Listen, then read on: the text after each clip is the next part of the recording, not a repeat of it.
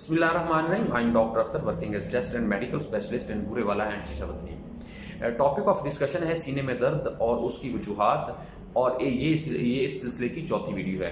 अगर आप पहली मरतबा चैनल पे हैं तो प्लीज़ आप एक सीक्वेंस में वीडियोस देखें ताकि आपको बात समझ नहीं आएगी। अगर आप सीक्वेंस में देखेंगे तो आप अच्छे तरीके से बात को अंडरस्टैंड कर सकेंगे।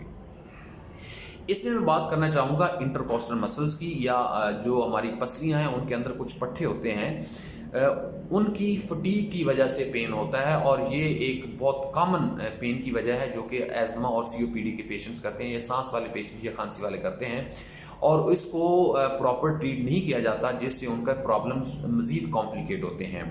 अब इसमें होता यह है कि इसमें सबसे पहली वजह जो है वो खुद एज़मा है या सीओपीडी है। एज़मा एलर्जी की वजह से होता है, सीओपीडी को हम सिगरेट नोशी का दमा कहते हैं जो कि सिगरेट की वजह से होता है। अब इसमें होता है इस तरह करके है कि जो हमारी सांस की नालियां हैं उनके अंदर सोजश हो जाती है एज़मा की वजह से, और उनका डायमीटर कम हो जाता है। जब उनका डायमीटर कम हो जाता है तो अल्लाह ताला ने हमारे जो पट्टे हैं, जो हमारी पसलियाँ हैं, उनके सेंटर में जो पट्टे हैं ये हेल्प करते हैं। रूटीन में ये आप कहेंगे बहुत कम मिकदार में या बहुत कम परसेंटेज अगर हम लगा लें काम करने की या इंटेंसिटी की, वो इसमें हेल्प करते हैं सांस लेने में। लेकिन जब किसी को इस तरह सांस का प्रॉब्लम हो जाए तो ये जो है टोटल यही आप इस तरह कहें कि वो संभाल लेते हैं, सांस अंदर लेके जाना और सांस को निकालना। अब उसमें प्रॉब्लम जो होता है एज़मा वाले पेशेंट्स में कि यूजली जो एक डायफ्राम एक हमारा मसल होता है वो जो काम कर रहा होता है। जब किसी को एज़मा होता है तो सांस की नाली जब तंग होती हैं तो उसको एक एक्सर्शन करनी पड़ती है, यानी पट्टों को एक जोर लगाना पड़ता है, तो उसकी वजह से इनके अंदर लैक्टिक एसिड जमा हो जाता है। अगर मैं इसको एक मिसाल से समझाना चाहूँ एक आम आदमी को, कि ताकि उसको समझ आ सके, जिस तरह एक जहाज़ में आप इस तरह समझिए कि 2 इंजन रखते हैं, जैसे ज़्यादा होते हैं कि जब एक इंजन का मसला हो जाता है तो दूसरा उसका काम संभाल लेता है। बिल्कुल इसी तरह हमारे फेफड़ों में जब फेफड़ों का कोई मसला होता है, जिस तरह सांस की नाली में बात की, जिस तरह एज़मा और सीओपीडी वाले हमारे मरीज़ हैं, ये बहुत कॉमन बीमारी है और ये बहुत कॉमन प्रॉब्लम है, तो वो किसी भी वजह से उसका प्रॉपर इलाज नहीं कर पा रहे, वजह जो भी है वो डिफरेंट वीडियोस में बात कर चुका हूँ।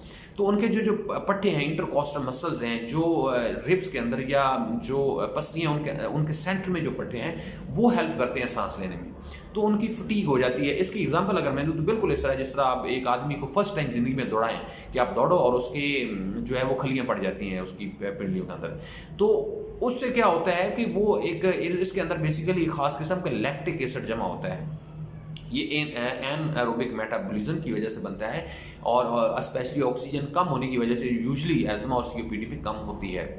अब ये जब लैक्टिक एसिड मसल्स के अंदर इकट्ठा होता है तो ये इरिटेट करता है, जो मैं शुरू वाली वीडियो में बात कर चुका हूँ सेंसरी नर्व्स की, तो उन सेंसेशंस को या सेंसरी नर्व्स को इरिटेट करता है, जिसकी वजह से आपको पेन की फीलिंग्स होती हैं। अब इसमें जो प्रॉपर इलाज किया जाना चाहिए वो ये है कि अगर आप प्रॉपर एज़मा को डायग्नोज करें, पल्मोनोलॉजिस्ट डेफिनेटली इसको डायग्नोज करेगा, प्रॉपर डायग्नोज करें और उसको प्रॉपर ट्रीट करें, तो आपको ये जो पट्टों की दर्द है इसको ठीक करने की ज़रूरत नहीं पड़ेगी। कि जब आपका बेसिक मसला हल हो जाएगा तो इसमें लैक्टिक एसिड नहीं बनेगा और आप बिल्कुल ठीक हो जाएंगे सिर्फ एज़मा की ट्रीटमेंट करने से, विदाउट किसी पेन किलर खाए। लेकिन होता क्या है, 99% मैं तो कहूँगा अपने एक्सपीरियंस की बुनियाद पे और जो लोग बताते हैं, यूजुअली क्या करते हैं, जब जी सीने में दर्द हो रहा है तो उसमें पेशेंट क्या करता है, पेन किलर लेते हैं, स्पेशली डाइक्लो की शक्ल में लेते हैं या ब्रूफन की शक्ल में लेते हैं। वो टैबलेट भी हो सकती है, अगर खुद वो मेडिकल स्टोर से लें या कोई भी मेडिकल स्टोर वाला या डिस्पेंसर लगा देता है। अब इससे फ़ायदा तो थोड़ा सा हुआ, आप समझे कि 5-10% थोड़ी पेन रिलीव हो गया कुछ 4 घंटे के लिए, लेकिन नुकसान बहुत बड़ा कर दिया। वो क्या उसकी लॉजिक है, ये जो एज़मा वाले पेशेंट्स हैं इनमें पेन किलर बिल्कुल कंट्राइंडिकेटेड है। उसकी वजह यह है कि जो पेन किलर्स होते हैं ये सांस की नालियों को सुकेट देते हैं और ब्रोंको कॉन्स्ट्रिक्शन करते हैं, जैसे बेसिकली जो उसका मसला था वो फर्दर कॉम्प्लिकेट हो जाता है। यानी आप पेन ठीक करने चले थे लेकिन उसको ज़्यादा कॉम्प्लिकेट कर दिया। उसकी बेसिक लॉजिक ये है कि आपने 4 घंटे के लिए अपना दर्द तो ठीक किया डाइक्लो लगाने से, लेकिन उधर से आपने एज़मा को वर्सन कर दिया और फिर आपको पेन किलर की जरूरत पड़ेगी। इस तरह एक साइकिल चल पड़ता है और ये बड़ा ख़तरनाक होता है। एक तो इसकी ये वजह थी, दूसरी इसकी वही वजह है कि सीओपीडी है। सीओपीडी में तकरीबन इससे बल्कि शिद्दत में प्रॉब्लम होता है, जो जिसको हम सिगरेट नोशी का दमा भी कहते हैं, कि इसमें तो अगर क्वांटिटी 50% है तो उसमें 100% होती है। तो इसमें अगर ब्रीफली आखिर में इसमें थोड़ा समझाना चाहूँ वो ये है कि जितने एज़मा वाले पेशेंट हैं, या जिनको सांस का मसला रहता है, या जिनको खांसी का मसला रहता है, या जिनको जो लोग सिगरेट पीते हैं और उनको सीने में दर्द होता है, उनमें मेजॉरिटी में ये इंटरकॉस्टल मसल्स की वजह से पेन होता है, इंटरकॉस्टल मसल्स की फटीग की वजह से पेन होता है।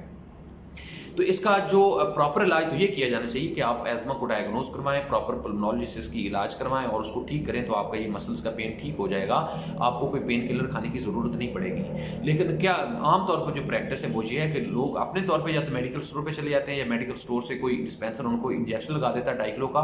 फ़ायदा सिर्फ ये होता है कि 4 घंटे के लिए दर्द ठीक होती है। नुकसान ये होता है कि अपना एज़मा को मज़ीद कॉम्प्लिकेट करते हैं, मज़ीद ख़राब करते हैं, और मज़ीद पेन किलर की ज़रूरत पड़ती है, और एक ऐसा सिलसिला चल पड़ता है कि आपका एज़मा प्रॉपर मेडिसिन लेने से भी ठीक नहीं होता, और आपकी पेन भी रहती है और मज़ीद कॉम्प्लिकेट हो जाती है।